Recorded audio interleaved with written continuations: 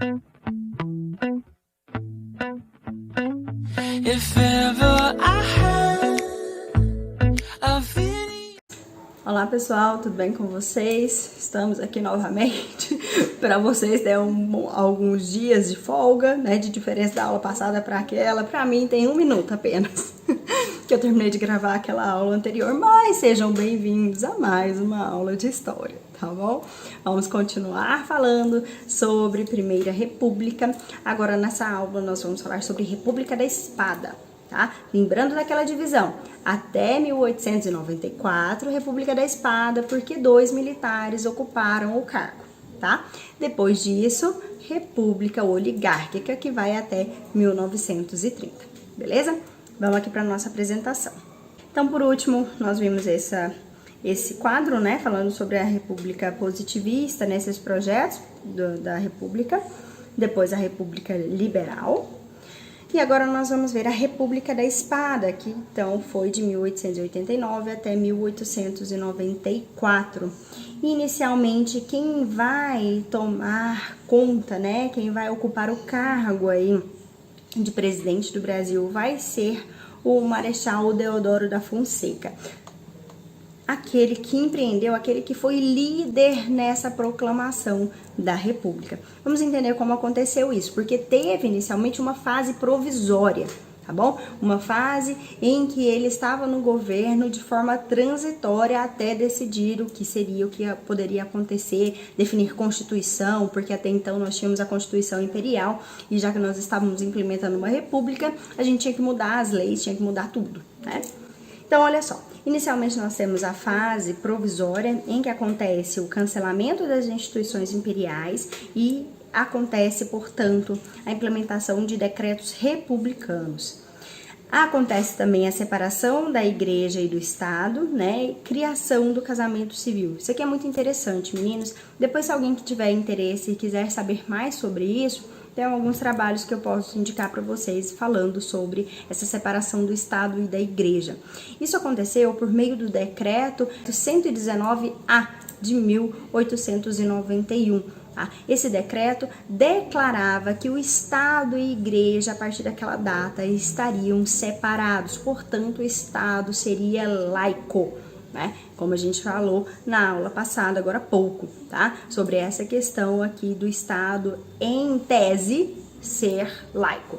No início aqui dessa república, isso vai acontecer de fato, tá, meninos? Essa igreja ela vai precisar se virar por conta própria agora para ter suas verbas, né, para poder aí se sustentar. É óbvio que existe aí também uma série de estudos acadêmicos que tratam sobre esse assunto, sobre separação da igreja e do Estado.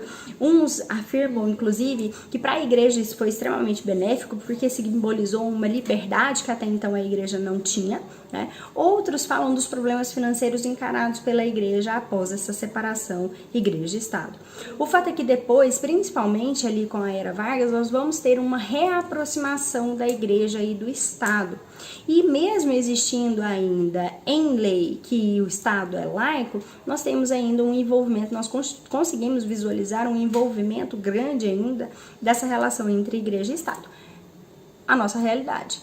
Né? Também, como eu já disse na outra aula, a quantidade de deputados ainda cristãos, o nosso próprio presidente, que ao assumir o cargo, né, levou um pastor e orou ali naquele momento, tá? Reparem, meninos, olha, eu não tô falando mal, não tô dizendo que você deve ser católico ou evangélico, não se sintam ofendidos com isso, tá? Mas são questões práticas, de lei. O Estado é laico, não deveria acontecer esse tipo de coisa. Tá? Se é certo, se é errado, seria um julgamento que, se você quisesse, faça, né? Com você e a sua própria consciência. Mas é a lei, tá? Então, seguindo aqui. E cria-se o casamento civil, né? Eu olhei aqui embaixo e lembrei sobre isso que a gente não comentou. Até então, o casamento existia apenas casamento religioso, era o casamento válido. Com a separação da igreja e do Estado, passa a valer agora o casamento civil também, né? Para o Estado, o que vale, na verdade, é o casamento civil. Para o Estado, e é até hoje, se você for casado apenas na igreja, para termos práticos, isso não adianta muita coisa. Tá bom? É óbvio que também tem outras leis aí de união estável, de relacionamento há tantos anos que você tem, enfim, né? Mas o casamento civil é o que vale para o Estado, tá? Por exemplo, se você chegar em um lugar, qual é o seu estado civil? Você só casou na igreja com a pessoa, não casou ali no estado, né? Em termos práticos, no cartório, não é casado, tá? Essa imagem aqui é de um autor, né, chamado Pedro Bruno. O nome desse quadro é A Pátria, que após a instalação dessa república, foi preciso, como eu disse para vocês, criar formas, criar meios de intensificar, de mudar, de aprofundar, de criar uma identidade nacional brasileira. E um dos fatores necessários para a criação dessa identidade nacional é a criação de uma bandeira, né? Ter uma bandeira, um hino nacional. Você ser brasileiro, eu sempre falo isso. O que faz de você, e eu pergunto diretamente para vocês, reflitam aí, o que faz com que você pense, com que você saiba que você é brasileiro? Apenas o fato de você falar português? Não. Você é brasileiro porque, além de falar o português, você foi criado dentro da nossa cultura, então existe uma cultura brasileira, você se identifica, por mais que você critique, por mais que você não concorde, você se identifica, você reconhece a bandeira do Brasil, você sabe que ali está representando o seu país, você conhece o seu hino, o hino nacional brasileiro. Isso, de certa forma, traz essa identidade, né, essa identificação com a cultura brasileira. Então, isso é identidade brasileira. Vai muito além de alguns símbolos, vai muito além de falar português, tá? Da sua língua. Vai de identificação de cultura. Tá? E para isso também foi criado os heróis brasileiros, né? Por exemplo, até então o Tiradentes, inclusive está próximo aí do feriado, né, de Tiradentes, essa semana, eu tô gravando hoje no dia do índio, dia 19, né? Dia 21 é dia de Tiradentes, feriado. Ele até então foi visto como um criminoso, né, ali no período colonial. E de repente, agora com a instalação da República, é preciso pegar alguns heróis nacionais, alguns símbolos nacionais que tragam identidade.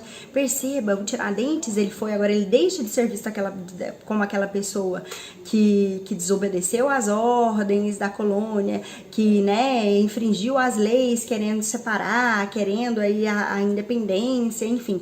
E agora passa a ser um herói nacional. E foi criado, inclusive, feriado em sua homenagem. Tá? Tudo isso faz parte desse projeto de criação de identidade nacional, beleza? Então aqui também esse quadro representa essa criação dessa identidade nacional com essas mulheres bordando aí a bandeira do Brasil republicano, certo? Em 1891 foi criada a nova Constituição. Como eu disse, nós estávamos ainda, até então, sendo governados, sendo regidos pela Constituição Imperial de 1824. E era uma Constituição Imperial, portanto, ela não cabia mais aqui no país republicano. Então, era preciso criar uma nova Constituição. Vamos ver aqui as características dela, tá? Primeiro, era criado então os Estados Unidos do Brasil. Esse era o nome, tá, do nosso país. Estados Unidos do Brasil. Com características federalistas, ou seja, com autonomia para os estados. Então o estado, né, o Brasil era federativa, representativa e presidencialista, quase não sai. Então, federalista, no sentido de dar mais autonomia para os estados, representativa, porque era uma pessoa que iria representar os demais, e presidencialista, uma pessoa que ocuparia esse cargo.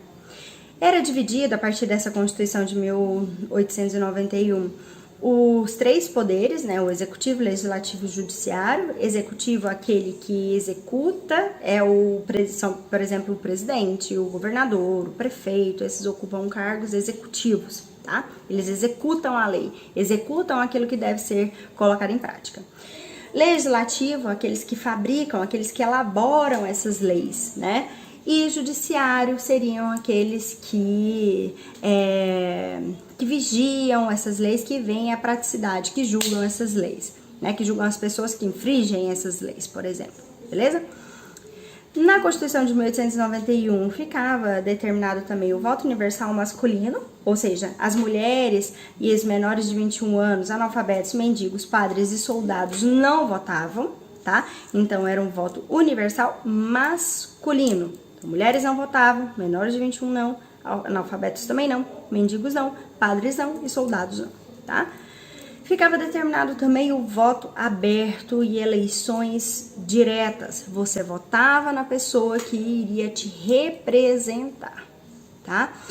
Outra questão, o voto era aberto, ou seja, não era secreto. Eles praticamente chegavam ali nas eleições, né, no dia da votação, e falavam, escreviam ali, assinavam o próprio nome, né, quem eles votavam, tá? E isso dava brecha para uma série de problemas, uma série de fraudes eleitorais, né, porque você pode muito bem fraudar. Mais pra frente, né, nas próximas aulas, nós vamos falar sobre isso, tá? Sobre as fraudes eleitorais que aconteciam muito nesse período da Primeira República, que é uma característica muito importante que vestibular, né, gosta muito desse tipo de comparação, desse tipo de análise, né, das charges desse período e tudo mais, beleza? Continuando. A Constituinte elege indiretamente o primeiro presidente, ou seja, a Constituição, né, a Assembleia Nacional Constituinte, que é aquela reunião de deputados, reunião de pessoas que vão fabricar, que vão escrever a Constituição, elege indiretamente Deodoro da Fonseca para ser presidente. Ou seja, ao invés da população votar, como seria de regra a partir dali, nas eleições diretas, tá? Agora, nessas primeiras, eram eleições indiretas, ou seja, seria escolhido pela Assembleia Nacional Constituinte um presidente. E foi, no caso, o Marechal Deodoro da Fonseca, tá bom? Então, inicialmente, até 1891, de 1889 até 1891, o Marechal Deodoro da Fonseca foi presidente provisório, ocupou um cargo provisório. Após 1891, ele passa a ser o presidente oficial, eleito indiretamente pela Assembleia Nacional Constituinte, tá bom?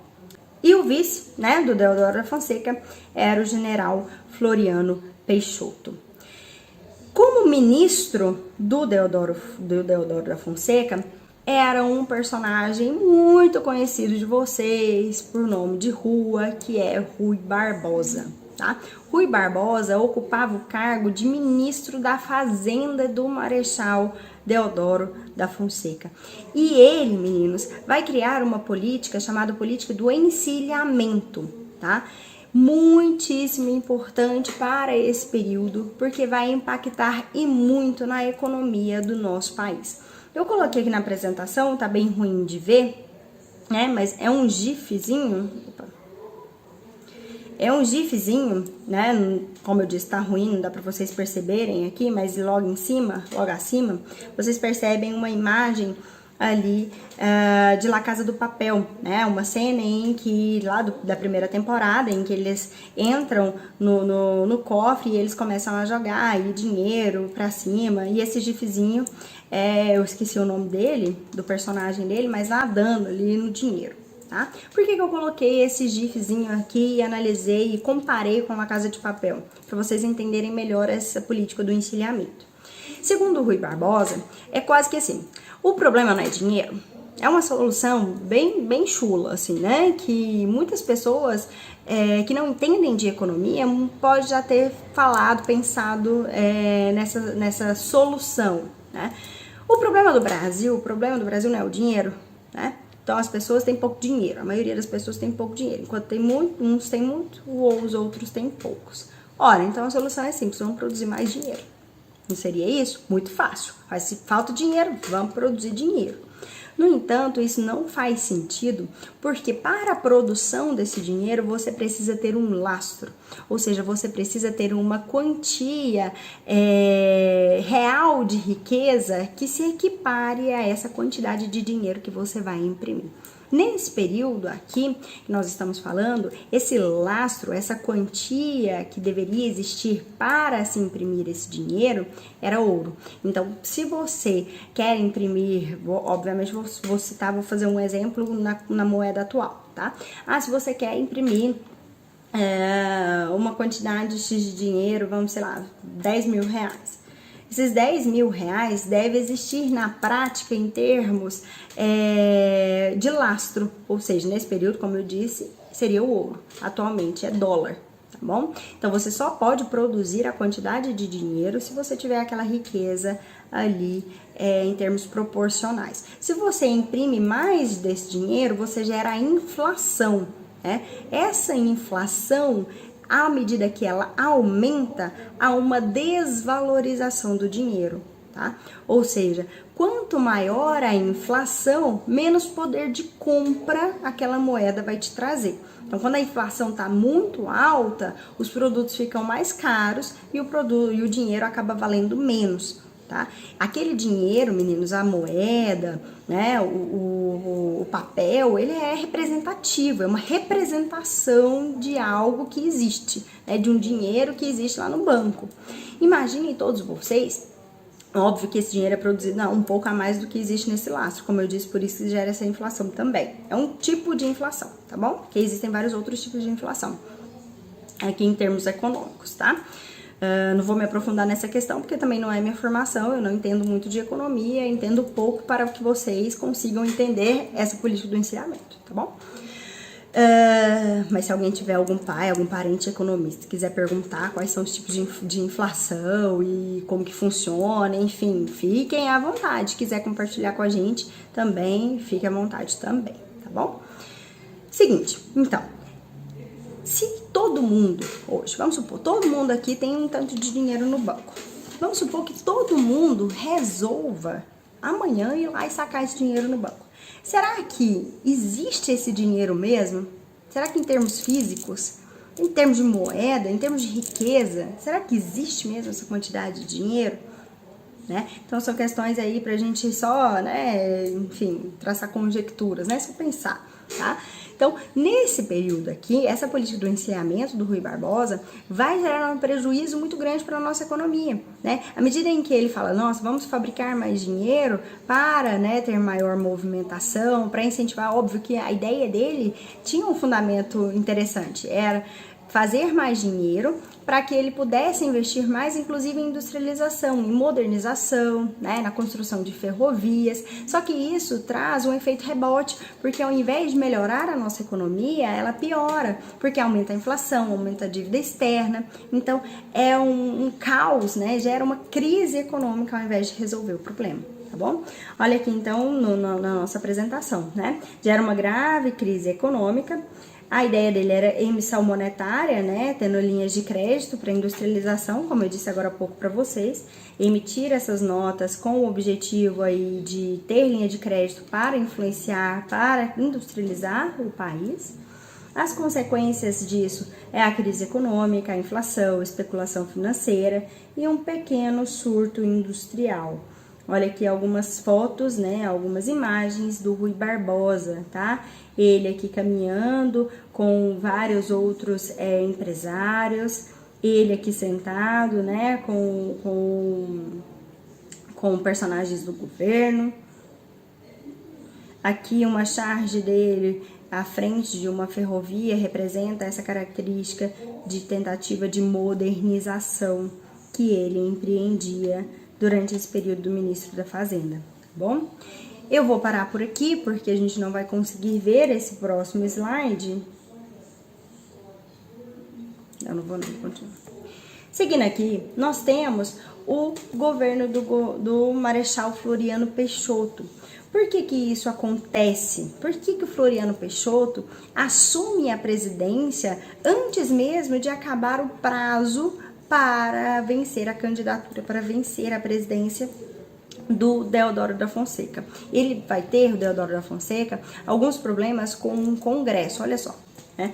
Atritos entre o presidente e o parlamento, né, entre o Congresso Nacional, faz com que o presidente, o Marechal Deodoro da Fonseca, dissolva o Congresso Nacional, desejoso de maior descentralização política. Vamos entender isso aqui. O Marechal Deodoro da Fonseca defendia uma política mais centralizadora. O Congresso Nacional defendia uma política mais descentralizadora, ou seja, o poder para o Deodoro da Fonseca deveria estar mais centralizado em suas mãos, e seria inverso da intenção do Congresso Nacional. O Deodoro da Fonseca vai sofrer tantas pressões, né, desse Congresso, das pessoas que estavam ao seu lado no governo, da população, que ele vai acabar renunciando à presidência. E aí, nesse caso, quem assume o governo é seu vice, o Floriano Peixoto, tá bom? Então, o Deodoro renuncia e assume o vice-presidente dele, que era o Marechal Floriano Peixoto. E aí ele vai ficar de 1891 até 1894, né? Ele vai terminar, vai cumprir o mandato do Deodoro da Fonseca. Alguns historiadores, né, e na verdade pessoas daquela época, começaram a questionar por que não haver eleições já logo de cara, porque quando o presidente renuncia, dependendo da quantidade, né, do período que ele ficou no governo, se for muito pequeno, o correto, de acordo com a Constituição, seria convocar novas eleições. Mas nesse caso, o Floriano Peixoto assume e ele diz que dali ele não sai, ele firma o golpe e não sai de fato da presidência enquanto ele não termina o mandato. E mais, ele vai ser conhecido como aquele que vai consolidar a República. Tanto é que ele vai ser apelidado como Marechal das Mãos de Ferro, porque é assim que ele vai governar até 1894. Tá? Tanto é que vão haver alguns conflitos durante o seu governo. Olha só, ele foi conhecido como consolidador da República, como eu disse, apelidado de Marechal de Ferro, devido à frieza de suas atitudes em relação a seus opositores. Em seu período, ele vai tentar resolver as inconstitucionalidades do governo, né? Lembrando que a Constituição acabava de ser implementada, tá? Ele vai criar uma reforma compulsória dos generais com o apoio dos cafeicultores, né? Então, benefício de certa forma para os generais. Durante o seu período, vai acontecer diversos levantes armados contra o governo, nós vamos falar sobre isso na próxima aula, né? Vai acontecer, portanto, a primeira revolta da Armada, em que 13 generais enviaram ao presidente uma carta manifesto exigindo novas eleições, como eu disse para vocês aqui agora, questionando a legitimidade dele estar ali no cargo de presidência, né? Uma vez que, por conta de ter sido tão pequeno o tempo em que o Deodoro da Fonseca assumiu a presidência por meio das eleições indiretas e que ele renuncia, deveria acontecer novas eleições. Então, a primeira revolta da Armada é completamente pacífica, né? Alguns generais escrevem uma carta para ele solicitando um manifesto, né? Solicitando uma nova eleição. É daí que ele fala que não sai de jeito nenhum e as coisas pioram, né? Vai acontecer a segunda revolta da Armada e nós vamos ver na próxima aula. No entanto, eu quero que vocês, a partir de agora, né? Ainda faltam alguns minutinhos para encerrar a nossa aula, pesquisem na internet a segunda revolta armada que aconteceu no governo do Floriano Peixoto, porque na próxima aula eu quero que vocês já venham aí sabendo alguma coisa sobre esse conflito. Beleza? Espero que vocês tenham entendido. Se tiver ficado alguma dúvida, mande mensagem lá no WhatsApp para vocês ficarem aí com o conteúdo fresquinho e não terem nenhuma dúvida. Afinal de contas, as nossas provas, né? Bloco está por aí, está chegando e essa matéria vai estar lá, tá bom? Grande beijo e até a próxima. Tchau, tchau.